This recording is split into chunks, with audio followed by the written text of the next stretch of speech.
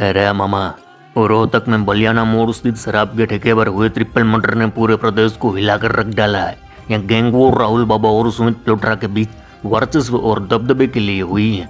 पिछले कुछ वीडियो में हम गैंगस्टर राहुल बाबा के बारे में बहुत सारी बातें कर चुके हैं, लेकिन आज की वीडियो में हम गैंगस्टर सुमित प्लोट्रा के बारे में बात करने वाले हैं एक भयानक गैंग वॉर की, जो बलियाना मोड़ स्थित शराब ठेके पर हुए गैंग वॉर से कई गुना बड़ा खतरनाक और दिल दहला देने वाला गैंग वॉर था। उस रोज गैंगस्टर सुमित प्लोट्रा अपने सबसे बड़े दुश्मन को खल्लास करने बड़े अदालत में घुसता है। हाथों में हथियार, महिलाओं की वेशभूषा धारण की थी, अदालत में दाखिल होता है और फिर गोलियों की तड़तड़ाहट से हरियाणा अपराध जगत का खूनी रक्त चरित्र रच देता है। आइए जानते हैं आखिर उस रोज क्या हुआ था, उस गैंग वॉर में कौन कौन मारा गया था, कैसे पूरी प्लानिंग रची गई थी। सब कुछ आज की वीडियो में जानेंगे।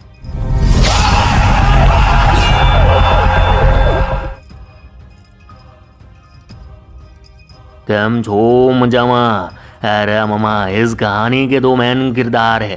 एक तो है कुख्यात गैंगस्टर सुमित प्लोट्रा और दूजा पूर्व गैंगस्टर और मौजूदा बीजेपी नेता रमेश लोहार। दोनों शख्स एक ही गांव से ताल्लुकात रखते हैं। दोनों की दुश्मनी भी गांव में ही पनपी और फिर आगे जाकर भयानक गैंग वॉर वर्चस्व और दबदबे की होड़ में बदल गई। रमेश लोहार के बारे में बताया जाता है, रमेश लोहार रोहतक के बोहर गांव का निवासी है। रमेश लोहार के खिलाफ हत्या की कोशिश, धोखाधड़ी, जमीन कब्जा, बूथ कैप्चरिंग के सैकड़ों संगीन मामले दर्ज है। आज रमेश लोहार के बारे में बताया जाता है उसने अपराध का रास्ता छोड़कर राजनीति में एंट्री ले ली है। बीजेपी के टिकट पर चुनाव भी लड़ा था, लेकिन चंद वोटों के फासले से हार का सामना करना पड़ा। रमेश लोहार का अपराध जगत के साथ साथ राजनीति में भी बड़ा रसूख है। प्रदेश के बड़े बड़े मंत्री संतरी के साथ उसका उठना बैठना है। आज वह राजनीति और समाज सेवा के कार्य में दिखता है, लेकिन पूर्व में किए गए अपराध आज भी पीछा नहीं छोड़ दे रहे। अपराध के धब्बे आज भी वैसे के वैसे हैं, क्योंकि उन्होंने अपराध छोड़ा है, उनके दुश्मनों ने नहीं, जिनमें राजेश राज्य और सुमित प्लोट्रा का नाम सबसे अहम है। ये दोनों शख्स रमेश लोहार को कभी भी मारने की फिराक में है, इसलिए रमेश लोहार हर वक्त तगड़ी सिक्योरिटी के साथ रहता है। अब बात करें राजेश राज्य और सुमित प्लोट्रा की। राजेश राज्य ये वह शख्स है जिसने सुमित प्लोट्रा को अपराध की दुनिया का क ख ग सिखाया, यानी इस गुरु जिले की जोड़ी ने रमेश लोहार की लंका में आग लगाने हुंकार भर ली थी।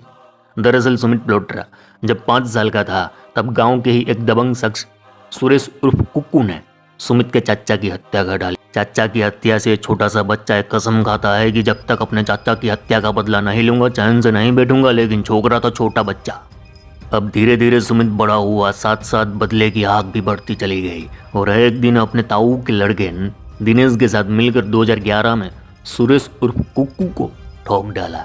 उसने अपने चाचा की मौत का बदला तो ले लिया था, लेकिन वह नहीं जानता था उसके इस बदले के उसकी जिंदगी की राह बदल दी है। उसे इस हत्याकांड में उम्र कैद की सजा हुई, जेल भेज दिया गया, हरियाणा की सुनारिया जेल में। अब इस जेल में पहले से ही सुमित प्लोट्रा के गांव बोहर का एक नामी गैंगस्टर बंद था, राजेश उर्फ राजे। जेल में दोनों की मुलाकात हुई।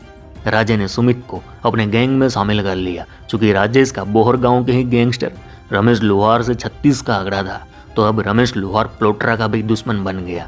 दरअसल उस जमाने में पूरे रोहतक में रमेश लोहार का दबदबा था, क्योंकि रमेश लोहार दिल्ली के सबसे पहले गैंगस्टर कृष्ण पहलवान गिरोह से जुड़ा हुआ था। दिल्ली के सबसे पहले गैंगस्टर कृष्ण पहलवान और दिल्ली हरियाणा की सबसे पहली गैंग वॉर और आपसी रंजिश पर आज से 1-1.5 साल पहले हमने 2 वीडियोस बनाए हैं।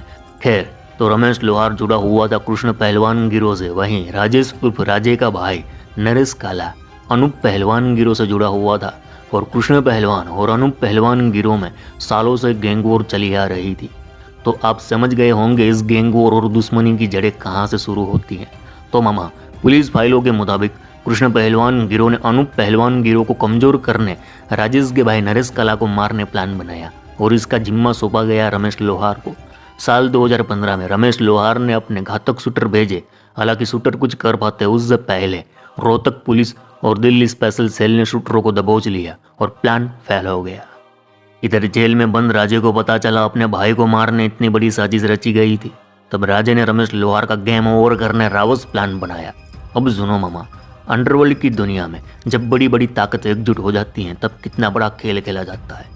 दरअसल दिल्ली के दरियापुर का खूंखार गैंगस्टर सत्यवान उर्फ सोनू दरियापुर अक्सर राजे के भाई नरेश कला से मिलने उसके गांव जाता था।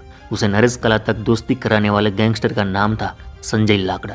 दरअसल संजय लाकड़ा नरेश कला और सत्यवान उर्फ सोनू दरियापुर का दोस्त था। तो यहाँ बोहर गांव में मुलाकातों के सिलसिले में राजे भी इन सब से मिला और सोनू दरियापुर से दोस्ती हो गई। और नजफगढ़ का मशहूर गैंगस्टर मंजित महल भी इनसे मिला। अब इन सब में यारी दोस्ती में एक डील हुई। डील ये थी कि राजे और सोनू दरियापुर एक दूसरे के दुश्मनों को खत्म करने में एक दूसरे का साथ देंगे। राजे का दुश्मन था रमेश लोहार, जबकि सोनू दरियापुर का दुश्मन था मोनू दरियापुर।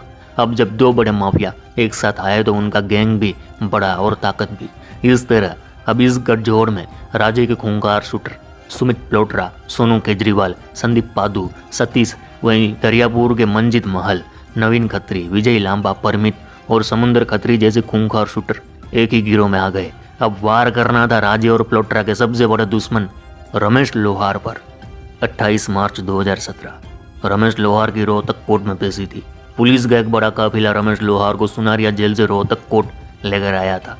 तभी वहां मॉन्स्टरों की पूरी फौज आई। सुमित प्लोट्रा, संदीप, नसीब, धीरज, राहुल और भी बदमाश थे। इन सब ने महिला की वेशभूषा पहन रखी थी। सूट सलवार के पीछे छिपे कातिल खूंखार गैंगस्टरों को पुलिस तो क्या उस दिन यमराज भी पहचान नहीं पाया। पुलिस को पता ही नहीं चला कि सूट सलवार में हथियारों का जखीरा कोर्ट में आ चुका है। और इन शूटरों को मौका मिला तो पुलिस काफिले के सामने ही रमेश लोहार पर धावा बोल दिया।